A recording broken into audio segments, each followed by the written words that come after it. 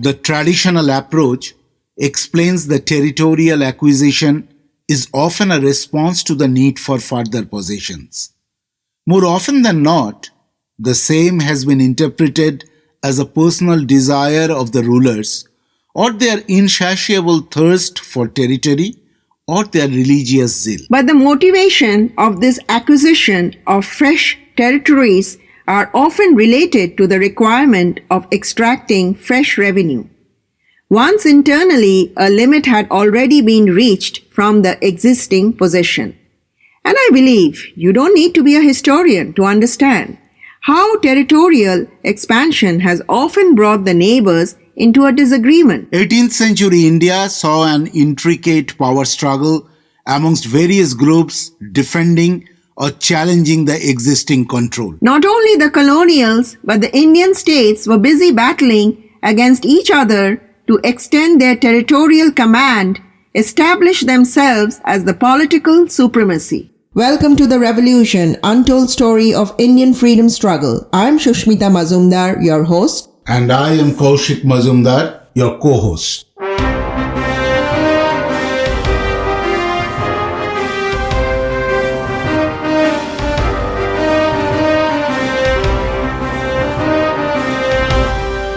In this episode, we will take you through the political turmoil of late 1700 and early 1800. We will remember the days and the battles of Tiger of Mysore, Tipu Sultan, and his father, Hyder Ali.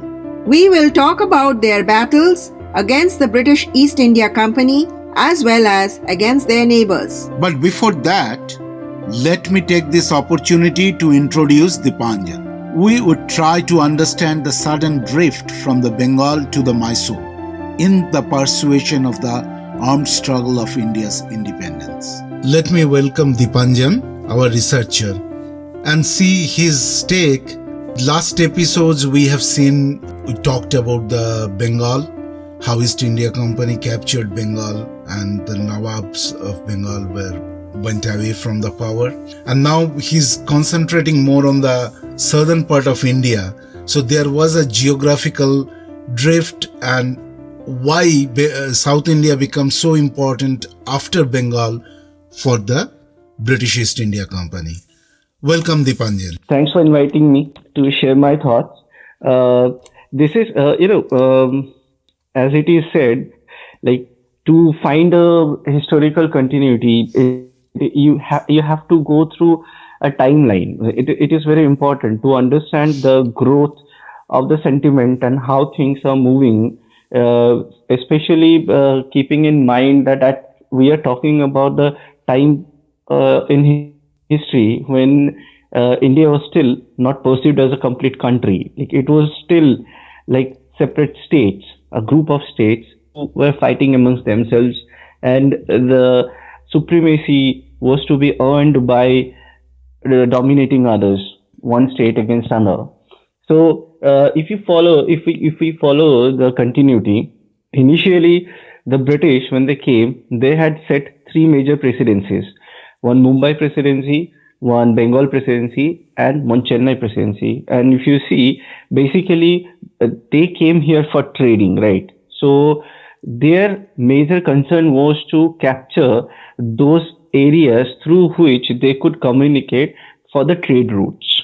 And Chennai, Madras trade route, like because Madras, Malabar, all these coastlines, they were providing a major avenue for them to communicate to the southern Asia and all.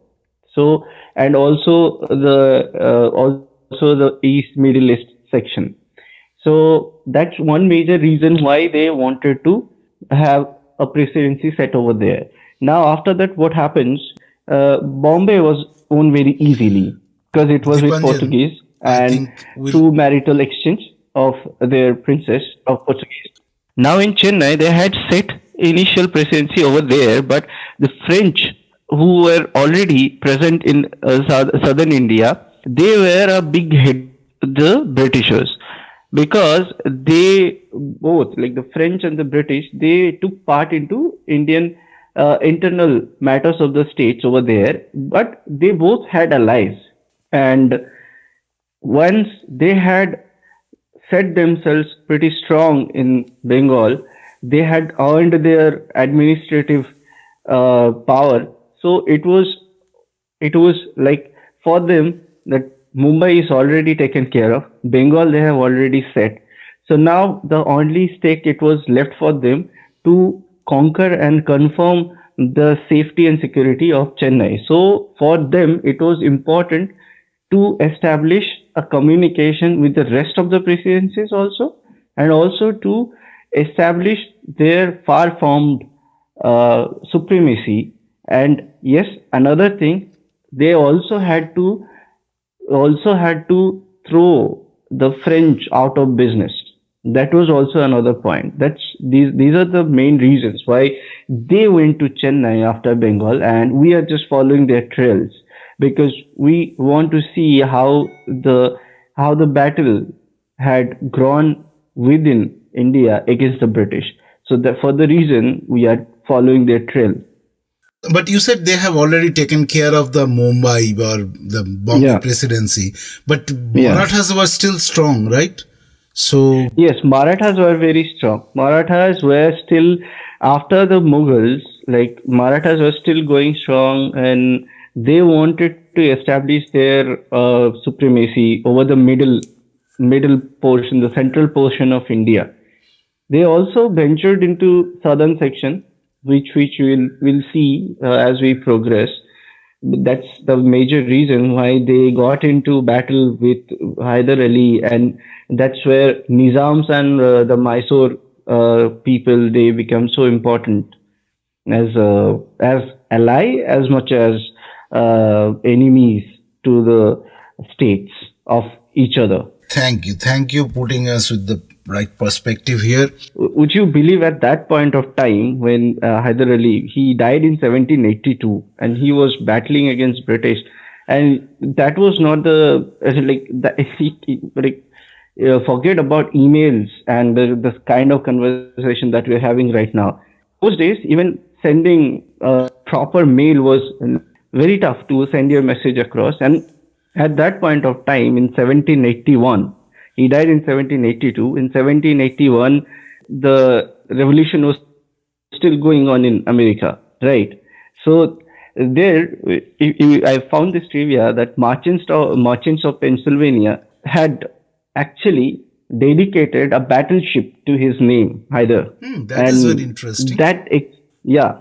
So and it is said that the Nizams who were from Hyderabad and the Marathas and the British, Hyder Ali had spent whole of his life fighting against this, and also the Nawab of Arcot and all. They had been fighting against each other, and in spite of that, he managed to reach to Middle East. He and also his son Tipu Sultan, they managed to create a trading, also a support system with the Middle East. That shows the kind of uh, farsightedness they had. And that's the very reason when we take a journey along with them, we see that they had been able to understand where the Britishers are exactly looking forward or going ahead to. And accordingly, they tried to bring up confederacies in spite of the fact they have not been very strong allies, but they had been again and again. There are instances when they had been proposing to form confederacies against the British. And I'm talking about at that point of time when everything was being decided on the strength, and it was all about sword. So it shows the kind of respect that he has got from the outer world at that point of time, that says somewhere like where we are missing something in our history. So as we have taken this onto us to trail back to the journey of our revolution, I thought it is very important to bring in the Mysoreans because this is a very exclusive era. You won't be hearing about much of them after once we enter 1800. It's very sad though, but that's a fact. Thank you, Dipanjan. And we will talk to you again in some other episodes. Dipanjan is joining us from India, and we are talking over phone, so there may be some little bit of sound issues here across the continent. But I think we have heard him really well. Thank you, Dipanjan. What and else? Sorry. It's really this might be a coincidence that we started talking about Hyder with this one only. Yeah. Hey, thank you. Best of luck to all of us. And I just wish our listeners have a great day ahead. And please keep on listening to what we are trying to share. And please do share your views.